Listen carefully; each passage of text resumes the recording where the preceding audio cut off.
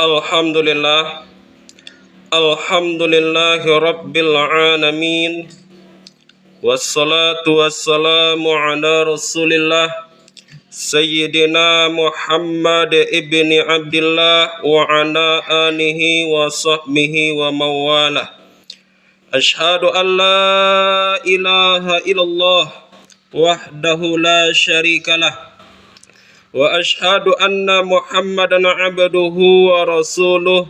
Allahumma salli ala Sayyidina Muhammad wa ala alihi wa sahbihi ajma'in, amma ba'd. Faya ayyuhan nas, inni usikum wa nafsi bitaqwallah, faqad fazal muttaqun. Ya ayyuhalladzina amanu taqullaha haqqa tuqatih wa la tamutunna illa wa antum muslimun. Faqala Allah Ta'ala fil Qur'anil Karim, a'udzu billahi minasy syaithanir rajim. Bismillahirrahmanirrahim. Wal 'asr innal insana lafi khusr illalladzina amanu wa amilus salihati wa tawasaw bil haqq wa tawasaw bis sabr.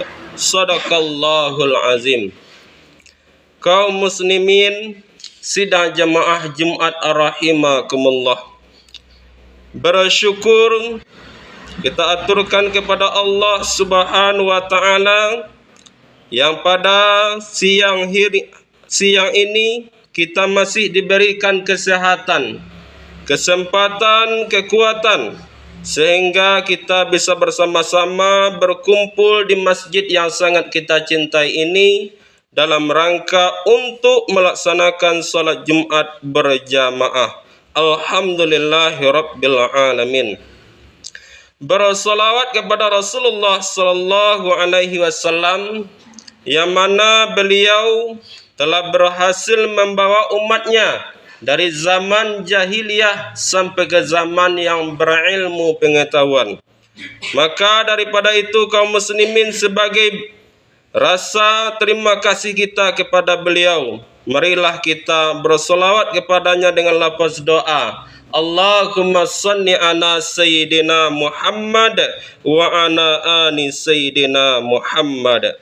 Kaum muslimin yang berbahagia, khatib tidak bosan-bosannya mengajak diri ini dan segenap jamaah Jumat.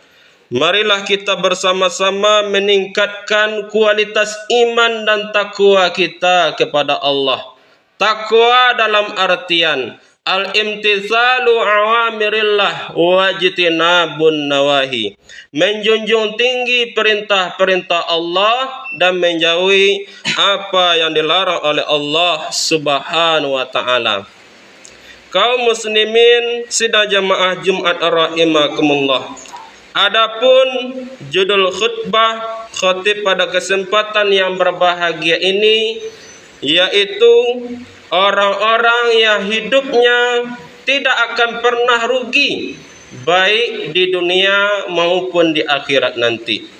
Sesuai dengan surah yang khatib bacakan di awal khutbah tadi, surah Al-'Asr, yang berbunyi, a'udzubillahi minasyaitonir rajim, bismillahirrahmanirrahim.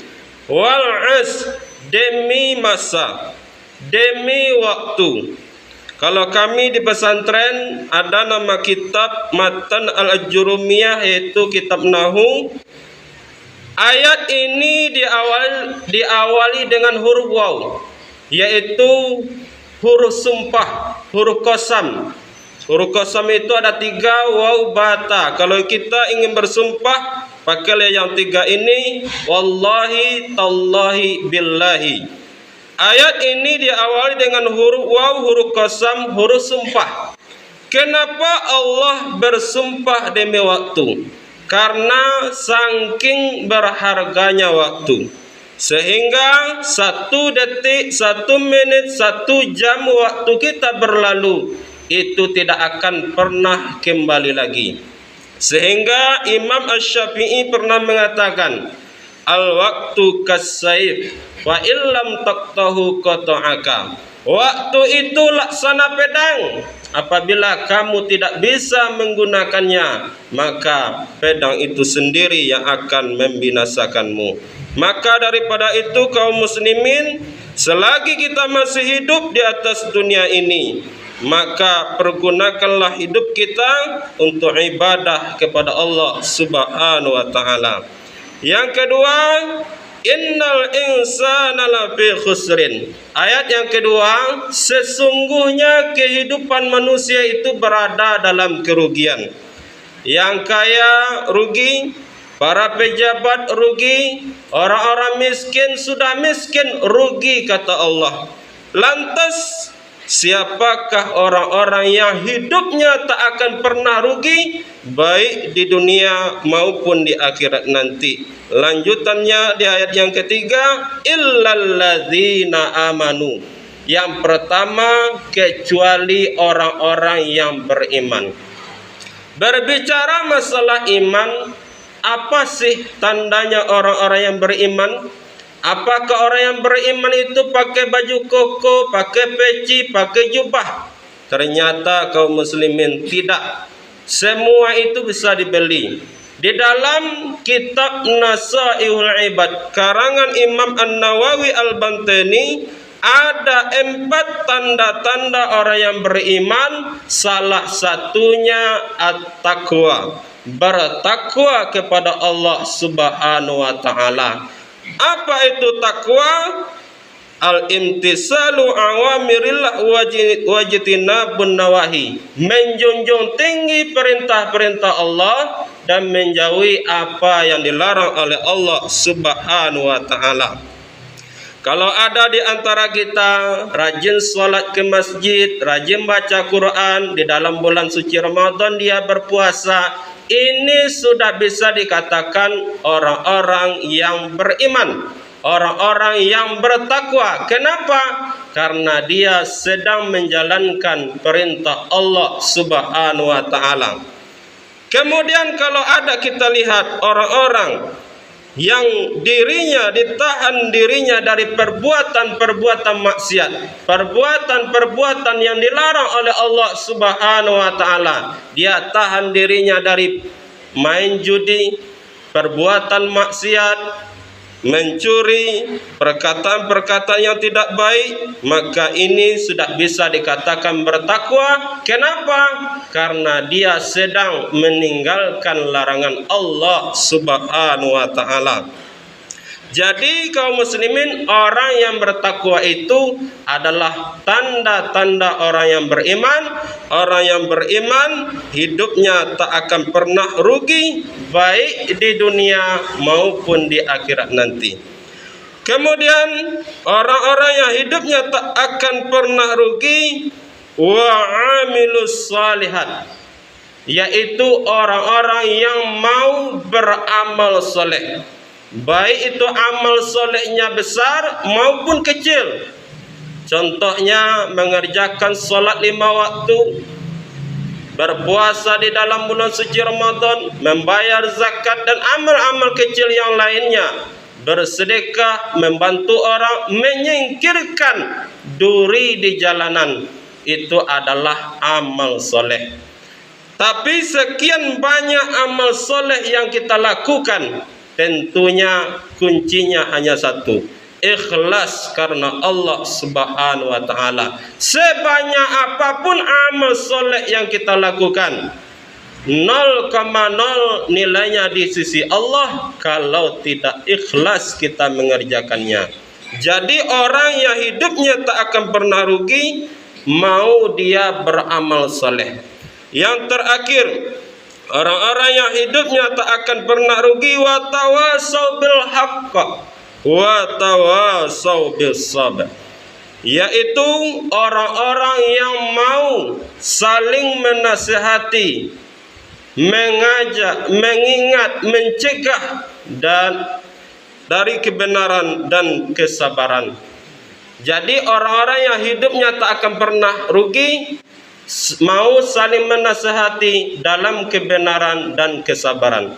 Kenapa penting sekali kita mengingatkan, menasihati? Seandainya kalau ada di kampung kita terjadi perbuatan maksiat, zina contohnya, tak ada orang yang mencegahnya, tak ada orang yang menasihatinya, tidak ada orang yang mengingatkannya, maka satu kampung itu yang akan kena dosanya. Ibaratkan seperti kapal di lautan yang berlayar di lautan, kemudian ada satu orang yang membocorinya. Apakah dia sendiri yang akan tenggelam? Tidak, kaum muslimin.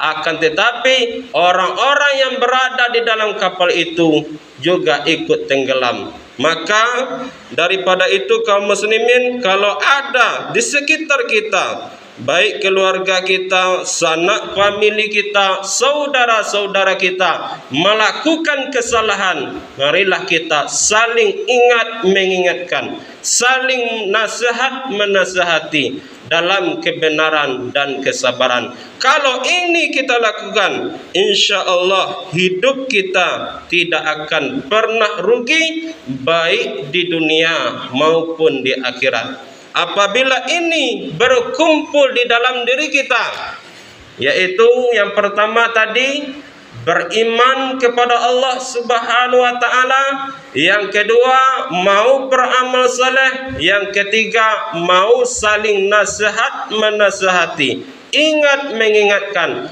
dalam kebenaran dan kesabaran. Insya Allah kaum muslimin, hidup kita tidak akan pernah rugi, baik di dunia maupun di akhirat. Artinya hidup kita akan selamat mulai dari dunia ini sampai ke akhirat nanti. Mudah-mudahan khutbah yang singkat ini bermanfaat bagi kita semua. Fa'tabiru ya ulil absar la'allakum turhamun.